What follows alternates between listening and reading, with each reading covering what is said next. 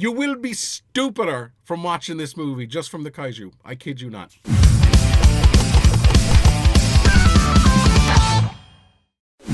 Movie time. What are we going to see? Where are you going? Pacific Rim 2! So we're going to check out Pacific Rim Uprising. Genuinely, the first one is amazing with Guillermo del Toro. What he done in that. This one, let's find out. Do you think the movie's going to be good? Yeah. Oh, the movie's going to be good. Because the first one, as I said in the way, was epic. Even if this is just brain dead like stuff, it will be cool. Right. The biggest challenge for this movie is that we get through not even the food. Well, Cameron does before it starts. Even the trailers. 111 very long minutes later. Yo, we're back. We're home after Pacific Rim Uprising. Hollywood has got incredibly dumb. I don't believe it's got this dumb because Pacific Rim Uprising is not one of the worst movies you're going to see this year, but it's not too far away from it either. Okay, so let's start on a high. Let's start positively. John Boyega's got a little bit of presence about him. He's not going to win an Oscar for this, but he does, have a good presence about him. He does play the role okay. He plays the son of Idris Elba's character, Pentecost, from the original Pacific Rim movie. And just on the original Pacific Rim movie, I absolutely love the original Pacific Rim movie. Oh, it is so good. It's a reference quality Blu-ray. It's amazing. But this movie, man, I don't know. It's like they just forgot about what happened before. Well, actually, no, they didn't forget about what happened before, and I'll explain that in a minute. But John Boyega is okay as the lead here. Scott Eastwood is okay. The real kind of shining star here is Kaylee Spaney, this amazing young actress who is woefully underused. She's big, kind of prominent role at the start, and she's like forgotten about. And then somebody said, "Hey, didn't we hire a kid? Yeah, bring the kid back in. We put her into a few shots in the end." But it's like nobody cares from the cast. Nobody is just like, oh, it's just a big, dumb, old monster movie, and we got a big special effects budget. It ran out, maybe. And yeah, well, nobody cares. The pacing is awful. So the movie is like 111 minutes long. It spends about 60 to 70 minutes to get going before you actually see any kaiju. I'm not giving any spoilers away. If you see the trailer, you know there's kaiju in it. The kaiju are the gigantic monsters.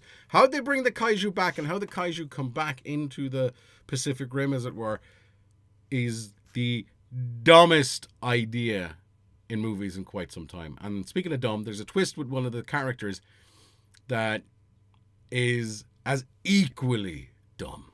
But how the kaiju are back and what they do is just so... You will be stupider from watching this movie just from the kaiju. I kid you not. I really wanted to love this movie. I really wanted to love Pacific Rim Uprising because I'm such a fan of the original.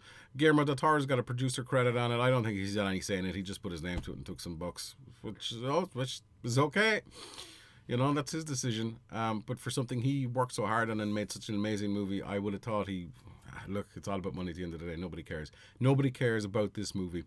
Its visual effects are good to a point in that a lot of the kaiju are shot very close up, so you rarely see these full-bodied kaiju. And that's to keep costs down from my experience because they're not rendering out and they don't have to design a full kaiju. It's just the head. And that's been a staple diet in Hollywood where there's a tight shot to keep the cost down.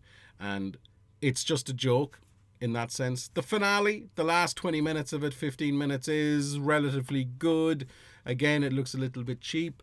And the set pieces are okay, but they're kind of hard to watch because, again, they're like really close in your face.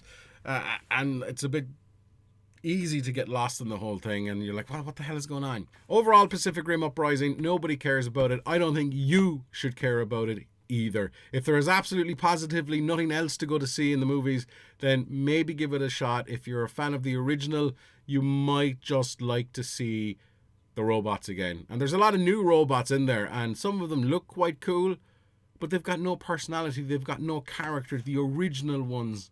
Gypsy Danger had huge personality. Gypsy Avenger has got about as much personality as this eyebrow. Actually, this eyebrow has got lots. Yeah. I'm sorry to say, give Pacific Rim a skip unless you've bought into some of the stuff I've said and maybe some of that stuff affects or is applicable to you.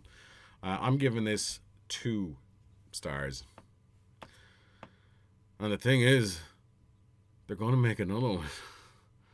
But yeah, when you go see the movie, if you have gone to see the movie, do you agree? Do you disagree? Let a comment down below. I'd love getting into the movie talk and any kind of talk with you guys.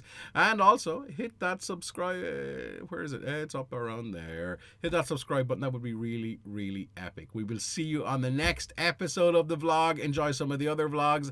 And until the next one, don't stop fighting for yourself.